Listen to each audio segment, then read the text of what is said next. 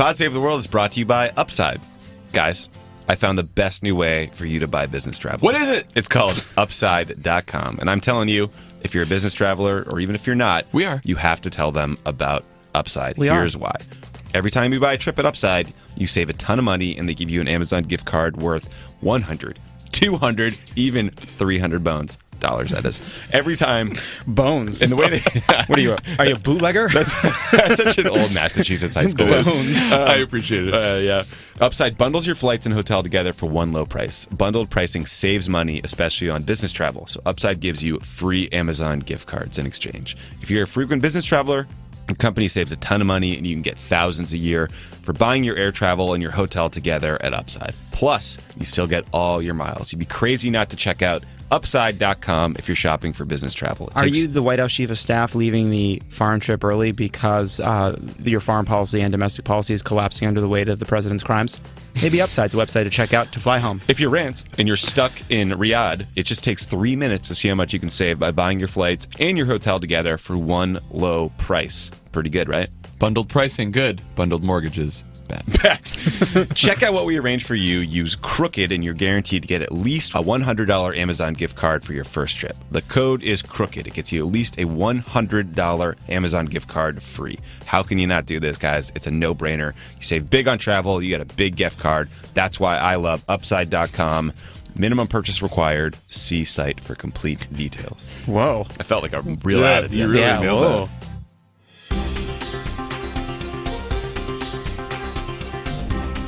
Welcome back to Pod Save the World. My guest this week is Arwa Damon. She is a senior international correspondent based in Istanbul. She is one of the network's Middle East specialists. She frequently reports from conflict zones across the Middle East and North Africa and focuses a lot of her work on humanitarian stories. Arwa, thank you so much for being here today. I really appreciate it. No, it's my pleasure. Thank you. The first thing I was hoping to talk about is Turkey and the U.S. relationship with Turkey. Turkey is a member of NATO. It's an important ally of the United States and has been for a long time. And for a while, including early on in the Obama administration when I was there, many people viewed Turkey as this important bridge between the East and West. It was seen as a potentially a hopeful, moderating influence on the world.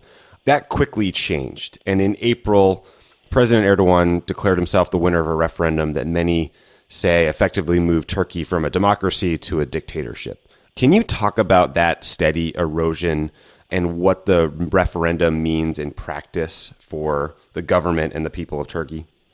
I'll answer the second part of the question first. What this means for the Erdogan camp is that in their perspective, they have cemented him, Recep Tayyip Erdogan himself, as being the man of the people who the people wanted to somehow keep in power for as long as possible because they believe in the message that he has been putting out there and because they believe, especially in these chaotic times, that perhaps sticking with the status quo is better than trying to shake things up. Those who oppose Erdogan are, of course, viewing this and they're terrified because from their perspective, it gives him and his government wide sweeping powers. There are even less checks and balances than there were in the past. And they are greatly concerned that he is going to be moving even more towards being an authoritarian leader. Now, how did we get to this point? We need to go back a few years to actually the Gezi Park protests that happened that were on the surface about a park, but underneath all of it, it was really about a growing sense of discontent with the government, the sense that Erdogan, he was prime minister back then, his government was meddling a bit too much in people's lives. People were furious at things like his statement saying that women needed to have X amount of children. They felt as if he was really trying to impose a much more conservative way of life on the population because, remember, ever since the creation of modern-day Turkey, the thing that it has prided itself on has been a pretty significant separation of religion and state. And as the situation escalated, and of course everything here has been compounded by the war in Syria, it's been compounded by the renewed violence between Turkey and the Kurdish separatist group, the PKK, all of this has sort of culminated into this massive boiling pot. Plus you had the attack this past summer on the airport. Then you had the failed coup attempt, has resulted in Turkey being at a stage where it is hardly the country that many Turks themselves recognize it as being, say, 10, 15, 20 years ago. Right. So as a result of this referendum, he has assumed wide control over the judiciary, the ability to make law by decree, abolish the office of the prime minister, the parliamentary system. Do you think that this effectively moves him into the dictator camp? And how concerned are election observers and his opponents about accusations of fraud and ballot stuffing, and I guess some of the things short of fraud, like suppressing dissenting opinions in the course of the election? The most pressing concern right now when you speak to Turks who do not necessarily support the president is what they view as being arbitrary detentions that have been taking place for quite some time now, but following this failed coup attempt have really taken on an entirely new level. Tens of thousands of people have lost their jobs because they were accused of being affiliated with Fethullah Gulen, the cleric in self-imposed exile in the United States, whose movement Turkey says was behind this failed coup attempt. You have journalists being thrown behind bars accused of being Gulen sympathizers or PKK sympathizers. You do have an atmosphere where people are to a certain degree afraid to speak out. Now, that being said, Tommy, though, it's important to note that at no point in its history did Turkey actually have a great track record when it came to freedom of the press. It has always been right. among the top countries that has actually put journalists behind bars for a variety of reasons. I think people, yes, are concerned, especially his ardent opponents, that he is moving towards perhaps some sort of dictatorial democracy, because at the end of the day, no matter what the fraud allegations were, around half of this country does in fact support him and support what he does and how he does it. But what it has done is really polarize a population that is, in essence, quite diverse and can hardly afford to fracture along all of these various different fault lines. Turks used to identify as being profoundly Turkish. And now they're having to redefine, perhaps to a certain degree, what their identity is. And as we know, in a region like this one, that can have repercussions that perhaps we don't see quite yet at this stage. And that's what frightens Turks. It frightens them that their economy is on a downward spiral when 5-7 years ago they were actually on the upswing. It frightens them when they don't necessarily, as some of them will even say, recognize themselves, their own countrymen, when they go out into the streets. The polarization frightens them. The instability frightens them because they've seen what's happened to their neighbors. Ugh, sounds frighteningly familiar. You as a journalist, I read that 179 television stations, newspapers, and other media outlets have been closed. How concerned are you as a journalist? How concerned are civil rights activists and opposition figures given the number of arrests that are occurring? Very. This is right. probably, when right. it comes to, freedom of the press, one of perhaps the darkest times in Turkey's modern history. There have been very few crackdowns similar within, Turkey to the ones that we've seen, at least not, to my recollection at this stage. And the thing is because of the laws that have been passed, because the country is in a state of emergency, the government can effectively act with impunity, and they justify everything in their minds as being part of this broader war on terror. And yes, there was a failed coup attempt. Ironically, Erdogan went to the media, to CNN Turk, to get his message out. And what was interesting and what we saw back then, though, and this is also important to note because what's happening in Turkey is so phenomenally complex. The people, whether they supported Erdogan or not, went out into the streets. And it is by and large because of that show of force we saw by a population that both supports and does not necessarily support the president, but supports the concept of democracy. That's why this coup failed. People weren't out there because of Erdogan per se. They were out there because there was no way they were going to let Turkey go back to that horrific era of one military coup after another. Right. That was an extraordinary moment, watching Erdogan essentially FaceTiming from, I'm not sure where he was, a plane, an undisclosed location, whatever, live on TV and directing people into the streets with a show of force that essentially ended the coup that evening, right?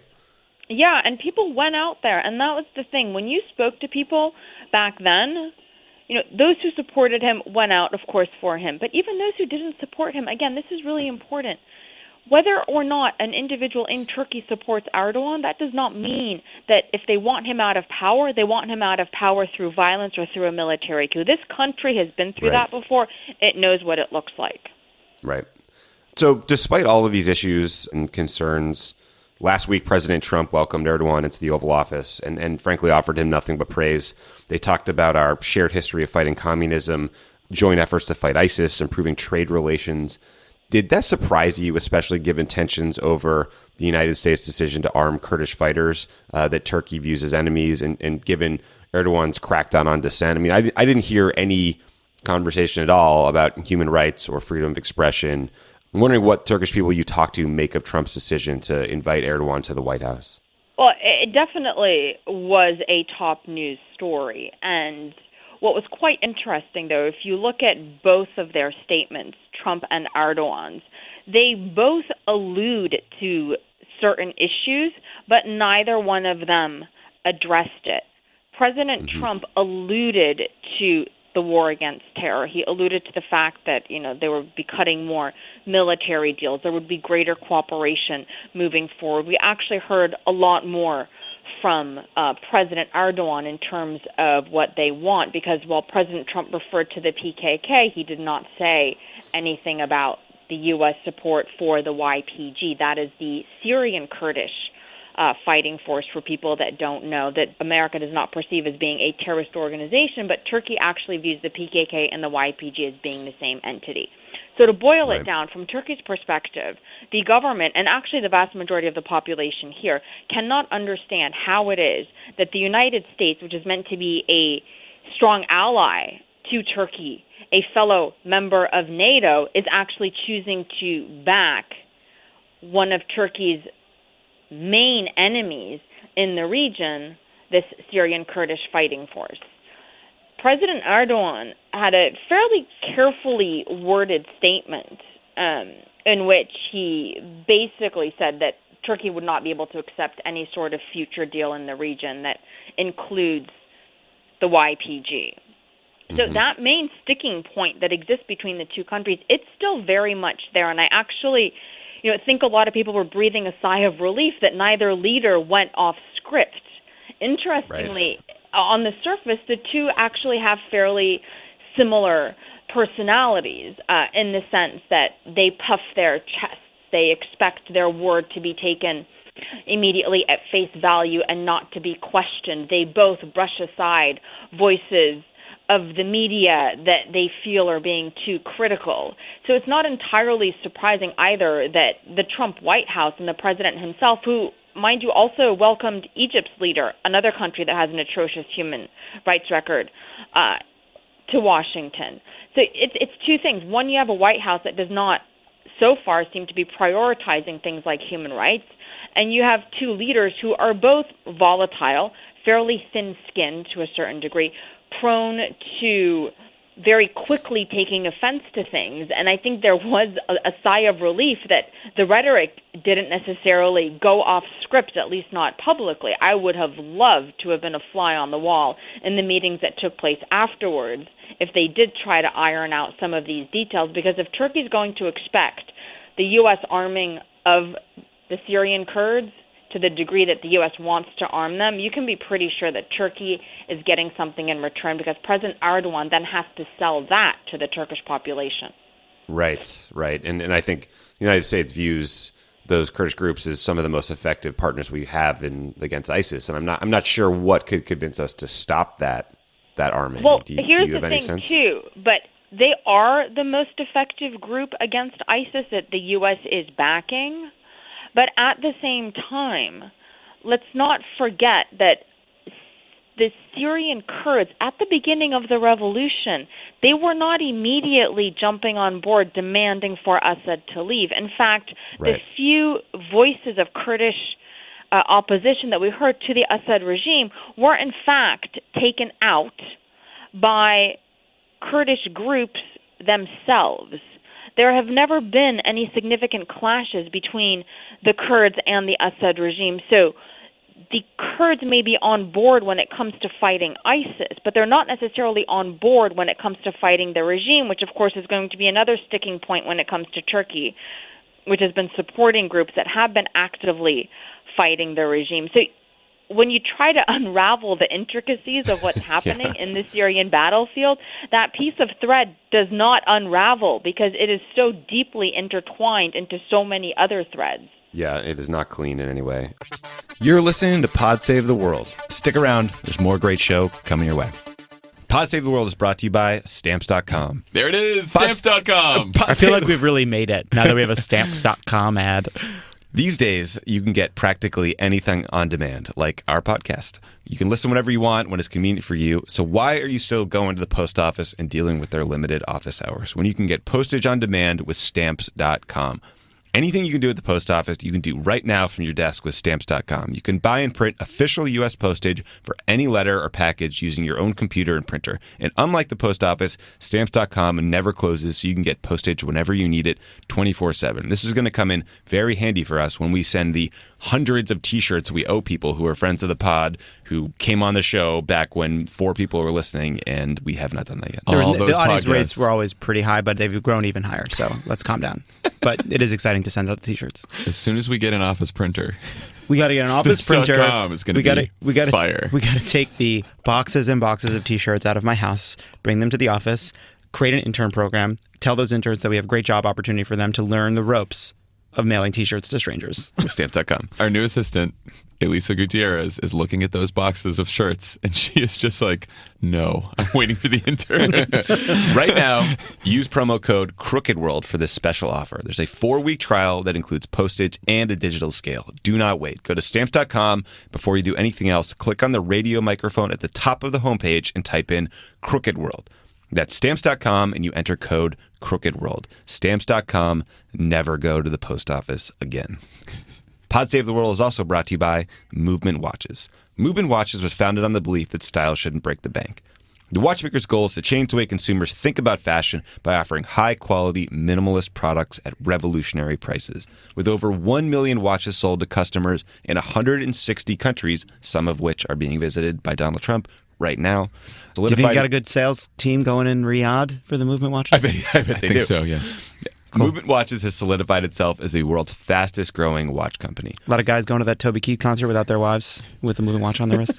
What time is it? What time does the sexist concert start? Oh, what a handsome watch. The company was started by 2 broke college kids that wanted to wear stylish watches but couldn't afford them. So they started Jeff and Andy? their own watch company. Jeff and Andy started a blade factory.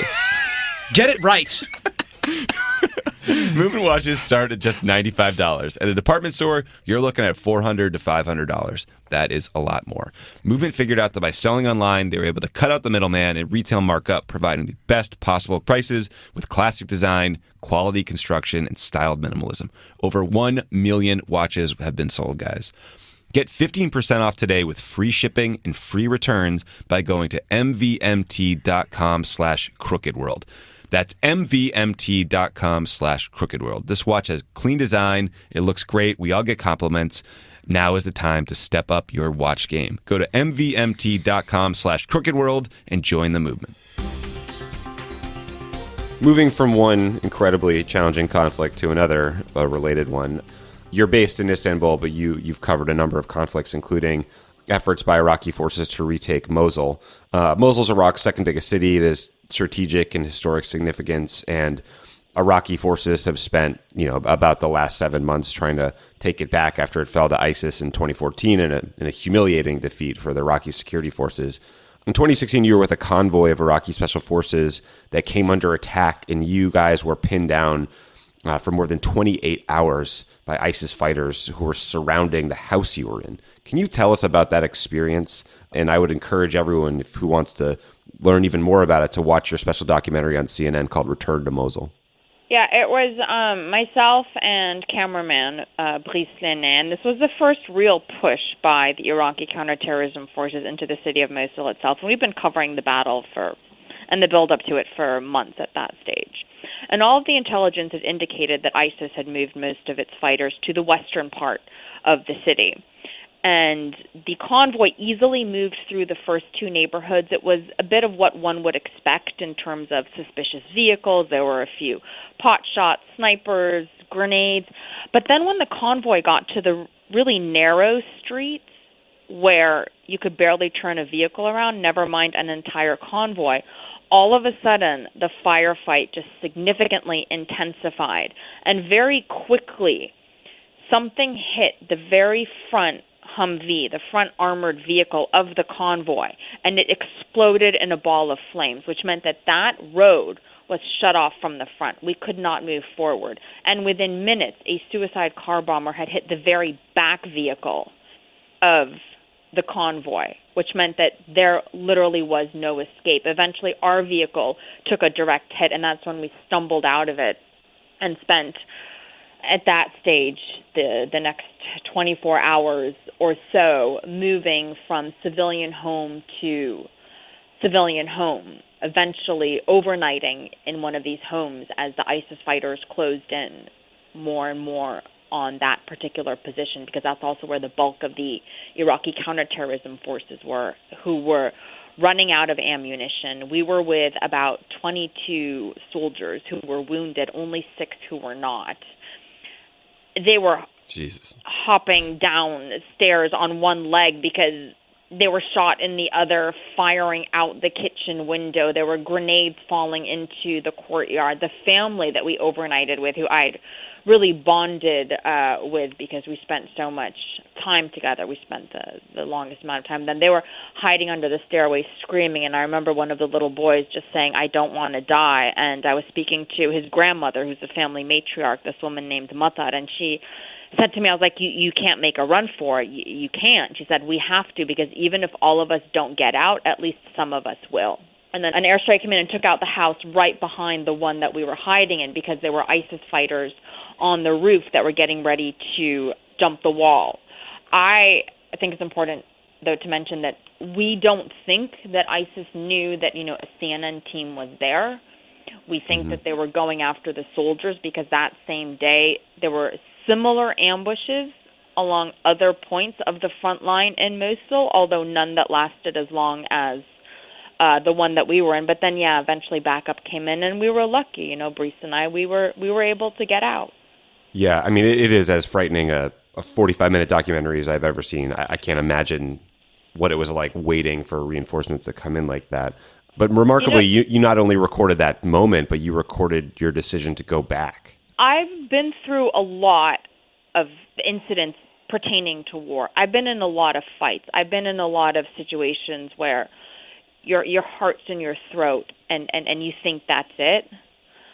And I thought I had an appreciation for what it must have been like, or what it is like for a civilian population. I think I had no idea what it was like, what that level of fear feels like. And to go back and think that for the Iraqi population, that's their everyday life, it gives you that much more of an understanding of what war is. And it's so different to be there on the ground and live it than to hear it being talked about from seats of power.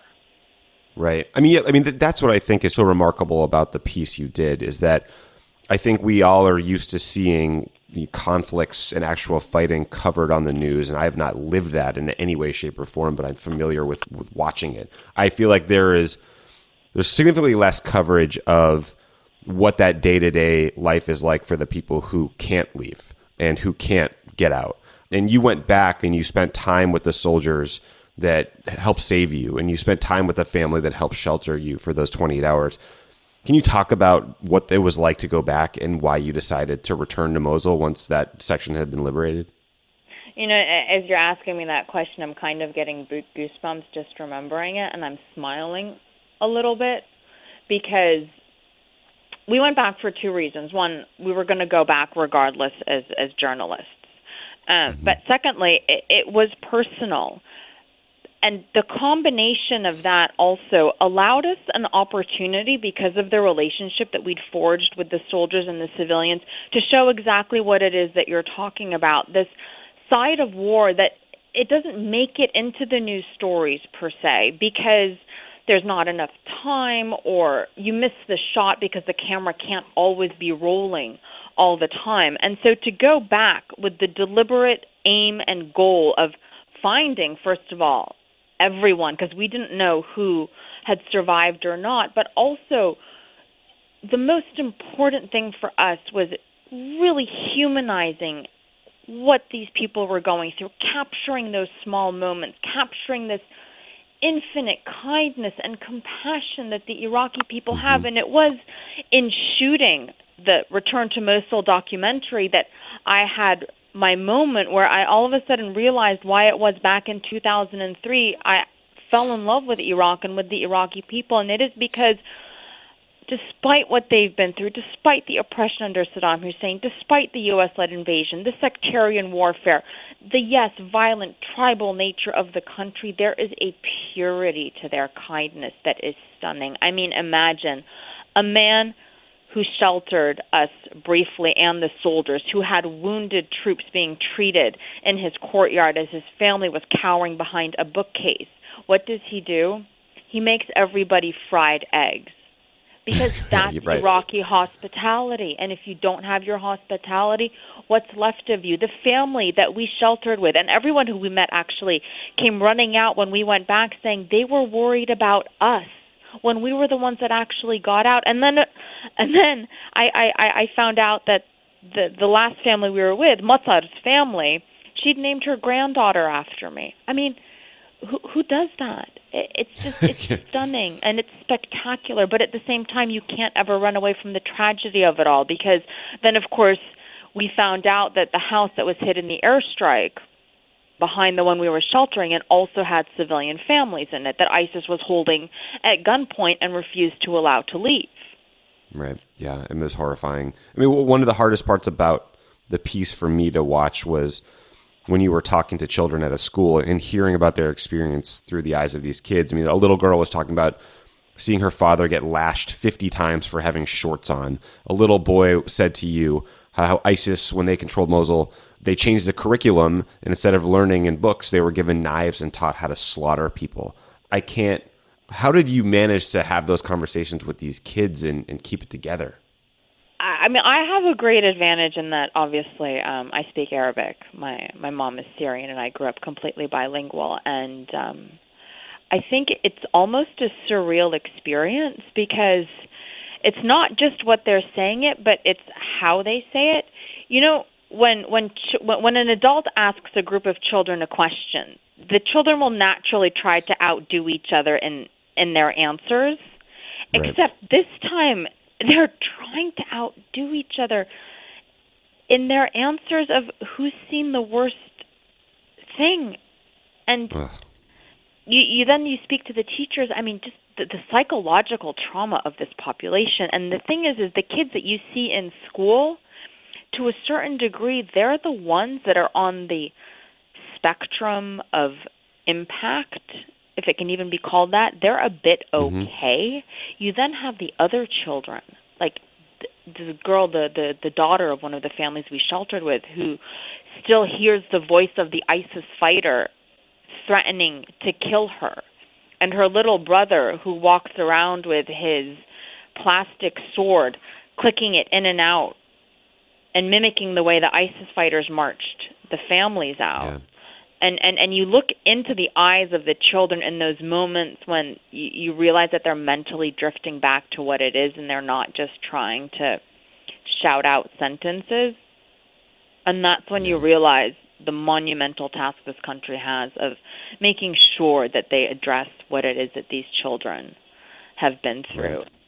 And Iraqis are anything if not capable of hiding their emotions. They're very good at that. These kids' parents are very good at that, but these children, they should not have to be very good at that.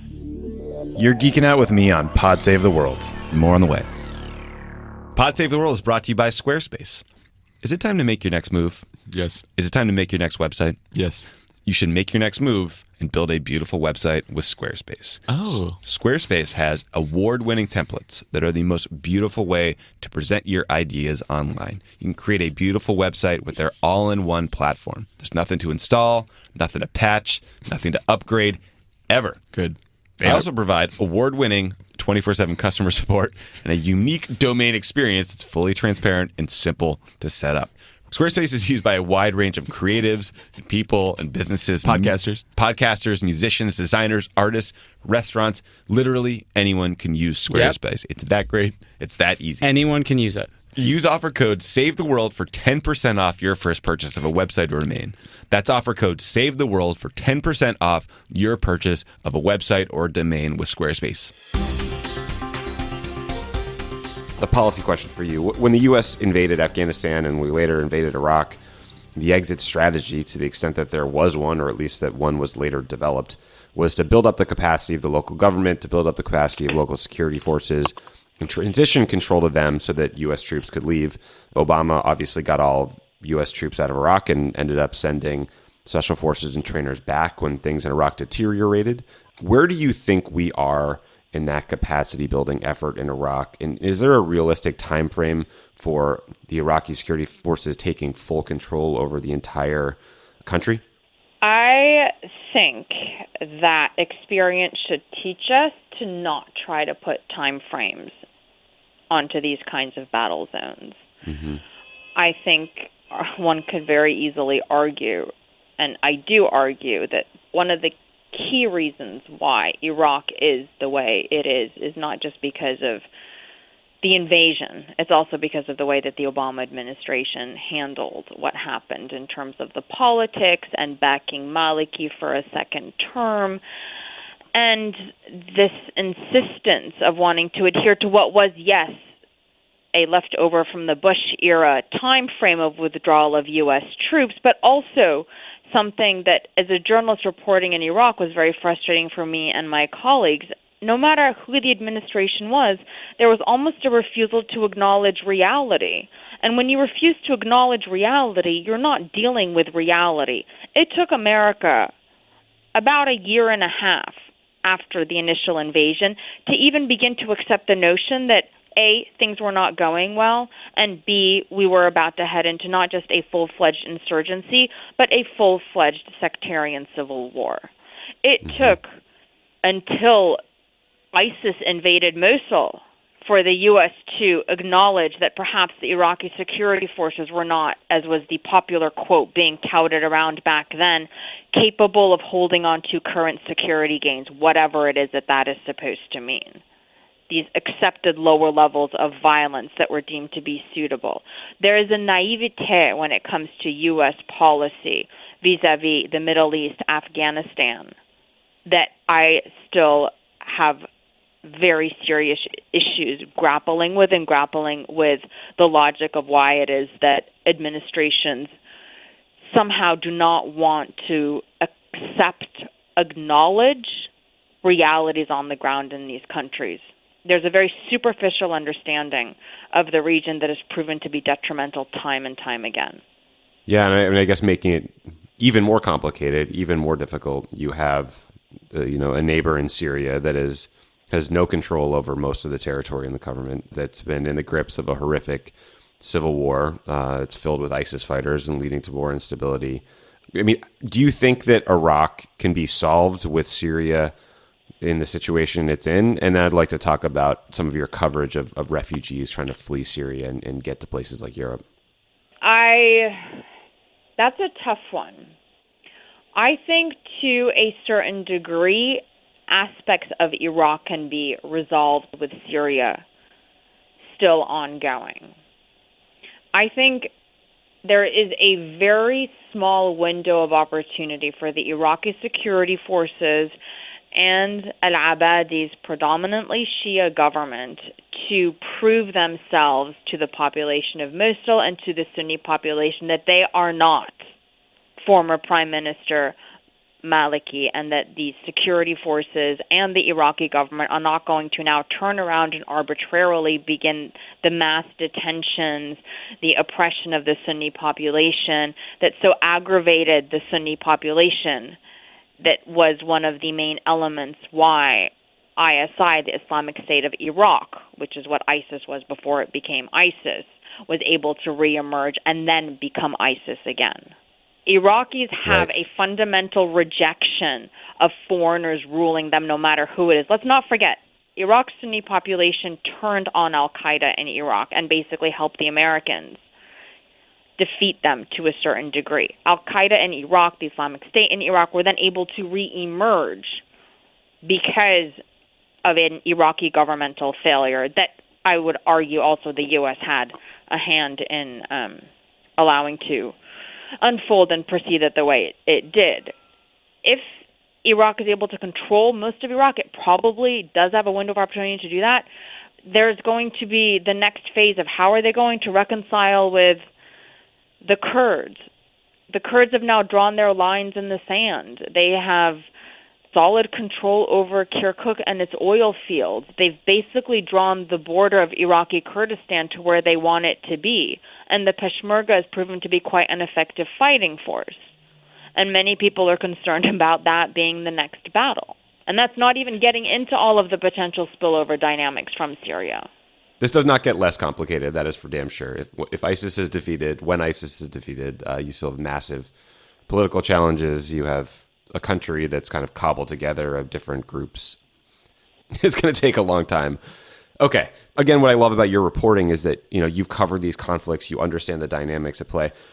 But it's not just that you're covering the conflict in Iraq or Syria, but you're covering the human beings trying to flee Syria and escape the violence.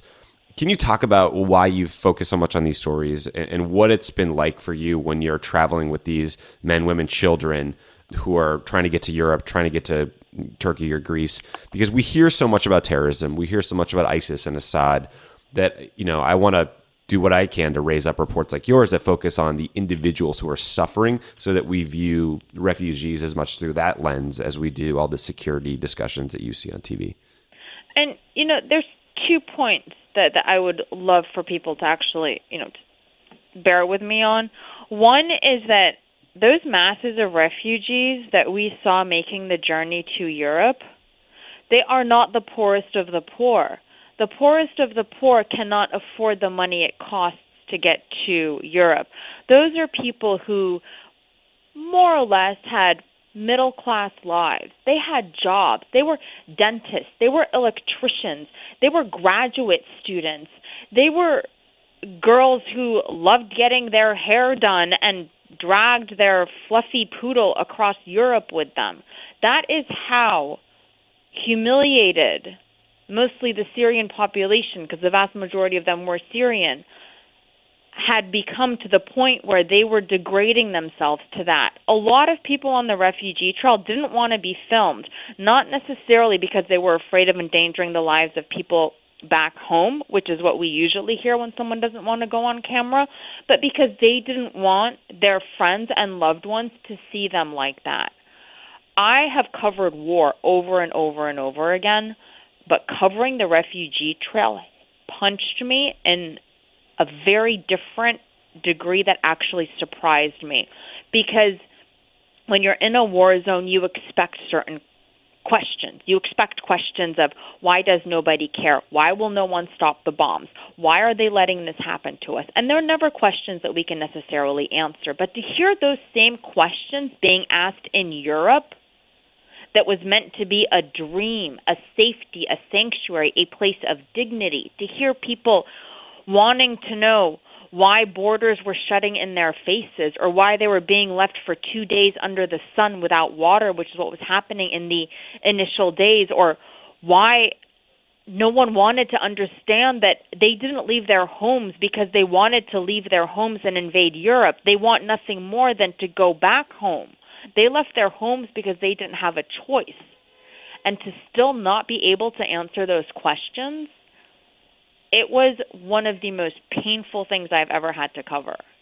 I can't imagine. I mean, even just sort of viewing the sort of callousness of the conversation, the lack of empathy in the U.S. political system, the way that's sort of reflected back. I can't imagine the message that sends to a family or a kid, or what it means to how they will view the United States in perpetuity when they see those things in those conversations and debates, given the situation they're in. I mean, do you hear people talk about that? First of all, we should also point out that the U.S., when it comes to refugees, takes a drop in the bucket of what is actually out there. They go through a much more extreme vetting system to get to America than they do to get to any other country. And do you know, despite the fact that many people actually feel America has, at least politically speaking, failed them and betrayed them, they still have faith in the American dream, and they still would give anything to be able to have America save them. But that aside, the other problem is that we all have had a point in time in our lives when we have been at rock bottom, when we've been down and we've been kicked. And we've felt that anger, or a certain degree of anger, a certain degree of rage. And when you're in that state of mind, amplified to a degree that you can't even imagine it, because that's what it's like for a refugee that has lost someone who they love, their homeland, seen it all disintegrate as global superpowers debated back and forth in some twisted game of chess their fate. When you're that low, imagine the difference of having someone reach out a hand to lift you up and how that can change your narrative. And imagine the difference of someone shutting a door in your face and what that then does to your psyche. It's not just about doing it for the right reasons being that we're all human beings and we should be looking out for each other. It's also because, logically speaking, why do we want more hatred out there? Right. Yeah, there's a strategic imperative to, I think, showing kindness and empathy and respecting human beings. People think I'm naive for saying this in terms of, I actually think it should be part of a foreign policy to show compassion and kindness and offer a different alternative and a different narrative to what it is that the so-called evil side is putting out there. I agree with you. And what's interesting about what you've done is you've done this reporting and told these stories, and I think that is an important piece of helping Americans understand the suffering and creating empathy. But you didn't stop there. You created a nonprofit organization called INARA, the International Network for Aid, Relief, and Assistance, that provides medical assistance to kids who are wounded in conflicts. Can you tell us about the organization and how people listening can support the work you guys are doing and why you thought it was necessary? You know, the story of INARA actually starts back in 2007 in Iraq when I met a little boy named Yusuf that some of the people listening, if they have watched CNN, might remember. But he was 5 years old at the time, and masked men had, for reasons that are still unknown, thrown gasoline on him and set him on fire when he was standing in front of his home. It makes your hair stand on end. When he came to our CNN bureau, his face had hardened into these rivers of scar tissue, and he was eating rice, one grain at a time, and he was so angry. He couldn't really articulate his emotions, but he was so angry. We did the story, and the outpouring of support was overwhelming. Millions of CNN viewers responded, donated money to the Children's Burn Foundation in Los Angeles that took on his case. And I traveled with the family to Los Angeles and kind of watched this transformation from the first moment that he went to the beach and saw water for the first time and was able to laugh and play and began getting surgeries to the young man that he's become today. Either way, seeing the response to Yusuf made me realize that no matter how cynical I am or I may get, there is great kindness out there, and there is something called the compassion of strangers that somehow needs to be tapped into, and there are children like Yusuf who are falling through the cracks for whatever reason, because it took his father about 7 months to find CNN, and he'd gone to various different aid organizations.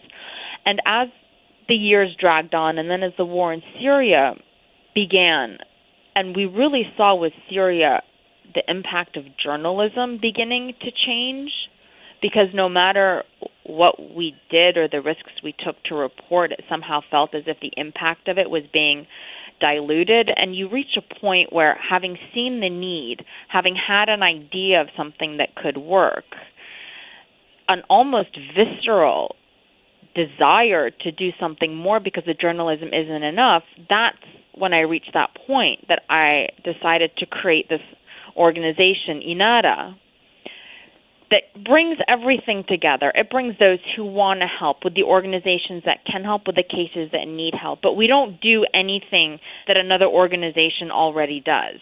In that instance, we refer our cases on. We do the cases that don't fall within other organizations' mandates, or that other organizations simply cannot do, or where there isn't an organization that perhaps focuses on that. And we focus very much on war wounded or children that are wounded because of the circumstances brought on by war. So refugee children falling into a pot of boiling water, having their tents burned down, offering alternatives to, a teenage boy who will never walk again on his own because he has a bullet in his spine, but with physiotherapy and with braces, he can begin to be more independent. We cover a variety of different cases, and we're small, but you see how these children's lives are changing, and we're changing the narrative, and it goes back to what we were discussing earlier. Yusuf, that little boy from Iraq, he doesn't remember the attack anymore. He doesn't have his own memories of it. He knows it happened, but Right. it's not his life-defining moment in the sense that he's not angry. What he remembers is people being nice to him, and he wants to be a doctor, and he wants to give back to his community. We look at the children who we're helping. We look at their families and the sheer relief of just having a phone number to call someone on the other end. The impact goes far beyond just the medical treatment of these kids, and I honestly, truly believe that we owe it to these children. We as adults, as governments, as societies that are meant to protect children, we failed. This is the least that we can do. And so, there's obviously a number of ways to help. I mean, people can donate. That's fantastic via our website, www.inara.org. But also, a small number of people have been doing this for us, and it works really well. You can run a race to raise money. Some people have done yoga classes. They've organized small comedy events. They've organized small other sorts of events like bands playing, small-scale music concerts. Spreading the word is incredibly important at this stage, too, about not just the work that we're doing, but when you start talking about the work that we're doing, the conversation then opens itself up to why is this work needed. We need to start talking more in very basic terms about what's happening around the world, and especially in the Middle East, because we need to start listening to each other. We need to start understanding each other back on that very basic human level. I agree. Arwa Damon, thank you so much for your incredible reporting and the work you're doing at INARA. Everyone should check out the website, consider supporting your efforts, because I agree, it's important, and I think that there are benefits to the children that you're helping, but there are also benefits, I think, to the United States, to the entire world, by showing some compassion and reaching out and helping people the way you do. So thank you again for being on the show today. Thank you so much. I appreciate it.